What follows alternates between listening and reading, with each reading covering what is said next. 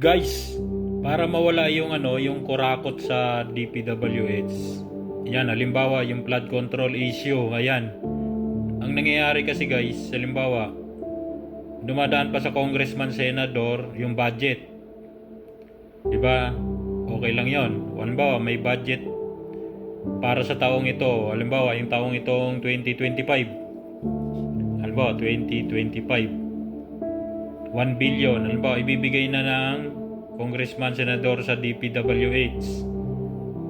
Tapos, halimbawa, yung 1 billion na yon, ang gagawin ng DPWH, hanap ng mga kontraktor. Ayan, paghahatian yung 1 billion. So, dyan pa lang may kurakot na raw. Pwedeng bawasan na ni congressman, pwedeng bawasan na ni senador, pwedeng bawasan na ni DPWH, or si kontraktor naman maghahanap na ng mga murang materyales para may kita rin siya. Yan. Ang bala ko sana, guys, pwedeng irekta na lang natin. Halimbawa, pagkabigay sa 1 billion sa DPWH, hati-hatiin niya na doon sa nasasakupan niya. Halimbawa, yung DPWH, yung isang bayan. Kasi bawat bayan may DPWH yan eh. Halimbawa, ilang barangay doon. Halimbawa, ang barangay doon 5. Paghatian ng 5, yung 1 billion, or depende sa laki. Ayan. Ang gagawin naman ng barangay, halimbawa, nabigyan yung barangay halimbawa, nabigyan yung barangay 10 million. O sabihin natin 5 million nabigyan. Para sa flood control lang to guys ha. Halimbawa, 5 million. Halimbawa, 5 yung purok ng barangay. Halimbawa, 5. Yan.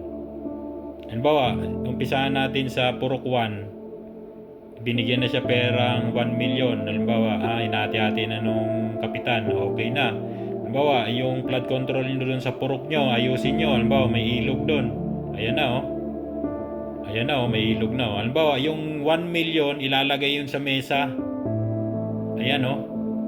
Naka-encash yung 1 million guys, para transparency talaga, kitang-kita oh. Ayan, yung 1 million na yan, halimbawa yung sa Purok 1, sino yung mga tambay dyan o lahat ng mamamayan dyan, kung gusto makipagbayanihan, tumulong na sa paggawa ng flood control. Halimbawa, dun sa sapa nila, yung laging binaba, yan. O maapaw, yan. Yan ang gagawin. Yung 1 million na yon, ito na yung mga yung mga gagastusin sa 1 million ha. Labor, yan, mga worker, pagkain nila, materyales, yan. Engineer, dapat naka-engineer rin yan, naka-standard. Rent, alam ba, uupa sila ng uupa ng backhoe, yan, ganyan, halimbawa. Tapos, siyempre may nagbabantay ng pera, halimbawa, may gwardiya para hindi mawala. Yan, may gwardiya. Yung pera nandyan lang sa mesa, binabantayan lang hanggang mag-zero yung pera. Pag nag-zero na, yun na. Okay na, tapos na yung flood control, 'di ba? Kung sakali mang okay naman, standard yung pagkakagawa.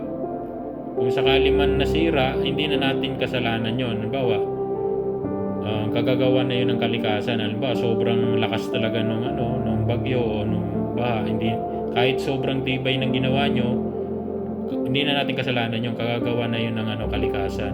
So at least transparency pa rin guys, walang kurakot nangyari. Yun lang, bye-bye.